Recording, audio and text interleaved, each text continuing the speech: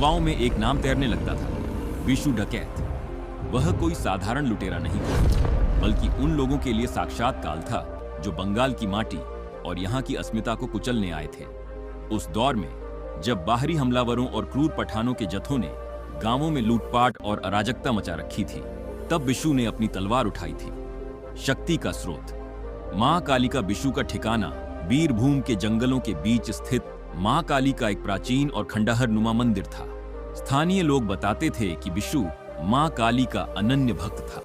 उसकी आंखों में एक अजीब सी चमक थी जिसे लोग दैवीय क्रोध कहते थे। उसके दल में शामिल डाकू साधारण लोग नहीं, बल्कि वे युवा थे जिनके घर पठानों ने जला दिए थे। बिशु का एक ही नियम था, वह गरीबों को कभी नहीं छूता था, बल्कि लूट का धन उनमें बांट देता था। लेकिन अगर कोई विदेशी आक्रांता या कोई अत्याचारी पठान सिपाही उसके इलाके में कदम रखता तो उसका बचना नामुमकिन था।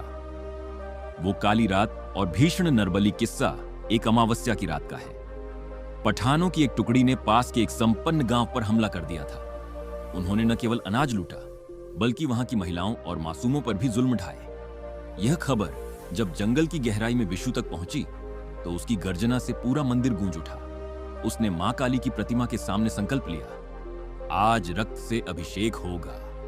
आधी रात को जब पठान अपनी जीत का जश्न मना रहे थे, अचानक मशालों की रोशनी ने उन्हें घेर लिया। जय मां काली के नारों से आसमान फटने लगा। बिशु अपनी भारी भरकम खांडा तलवार लेकर बिजली की तरह उन पर टूट पड़ रहा। वह युद्ध नहीं, बल्कि एक शिकार था।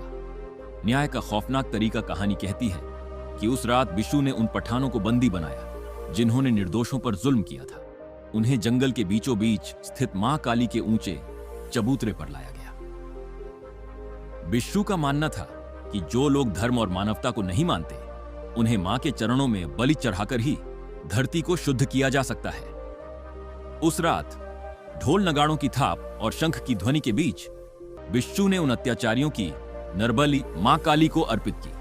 कहते हैं कि बलि देने के बाद बिशु खुद लहू से लथपथ होकर मां की प्रतिमा के सामने नाचने लगता था। यह खौफ इतना गहरा था कि उसके बाद कई दशकों तक किसी बाहरी हमलावर ने बंगाल के उन गांवों की तरफ आंख उठाकर देखने की हिम्मत नहीं की। इतिहास और किंवदंती आज भी बंगाल के लोक गीतों में बिशु डकैत को एक रॉबिन हुड की तरह याद किया जाता है।